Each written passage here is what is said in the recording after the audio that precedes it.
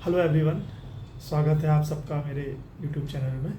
आज मैं आप लोगों से एक बहुत शॉर्ट और बहुत इम्पोर्टेंट टॉपिक डिस्कस कर रहा हूँ। जीएसटी से रिलेटेड है, गुड्स एंड सर्विस टैक्स से रिलेटेड है। अभी आप लोगों को पता होगा, अभी ना एक न्यू चेंज आया है जीएसटी के अंदर।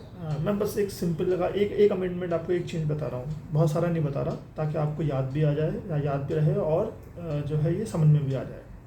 चेंज ये है कि जो भी होटल अकोमोडेशन है, यानी कि जो होटल स्टे है या फिर हॉस्टल अकोमोडेशन है, अगर वहाँ का किराया, वहाँ का जो रेंट है वो 7,500 रुपये तक है, उस केस के अंदर 7,500 रुपये पर डे है, सात अप टू 7,500 रुपये पर डे तक है।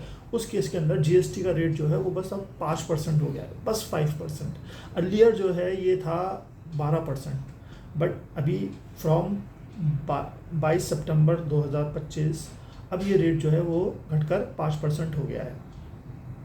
लेकिन इसमें एक इम्पोर्टेंट चीज़ क्या है, जो चीज़ मतलब बहुत ख्याल रखने वाली, वो ये है कि इसमें इनपुट टैक्स क्रेडिट जो है वो नहीं मिलेगा सप्लायर को। सप्लायर मतलब जो जो जिसका होटल है, जो होटल और कमरे को या होटल हॉस्टल को किराए पर दे रहा है, उसको आईटीसी नहीं मिलेगा। मतलब वो जो जो चीज़ें वो परचेज़ करेगा अपने होटल के लिए या फिर अपने हॉस्टल के लिए, तो उस पर वो जीएसटी पे कर आया है। तो वो जो जीएसटी पे कर आया है, वो जो है बेसिकली उसको आईटीसी नहीं मिलेगा अब, क्योंकि 5% रेट जो है वो अप्लाई हो गया है।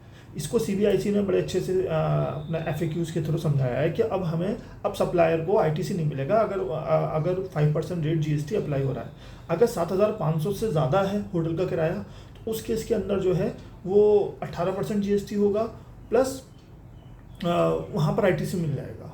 तो ये एक बहुत छोटा सा और बहुत इम्पोर्टेंट जो है वो एक चेंज आया है, तो इसको हमें ख्याल रखना है और इसको हमें अभी जो भी इन्वॉइसिंग होगी उसमें हमें अप्लाई करना है। तो इसी तरह से मैं आपको और भी बताता रहूँगा न्यू टॉपिक। मैं आपको शुरू से समझाऊंगा कि जीएसटी होता क्या है, और सब एक एक पॉइंट मैं आपको समझाऊंगा, ठीक है ना, कि किस तरह से जीएसटी का पूरा लॉ है। तो प्लीज़ मेरे चैनल को लाइक करिए और सब्सक्राइब करिए। मैं अभी बहुत कुछ यहाँ पर आपको मिलेगा सीखने के लिए। ओके, थैंक यू मुझे सुनने के लिए।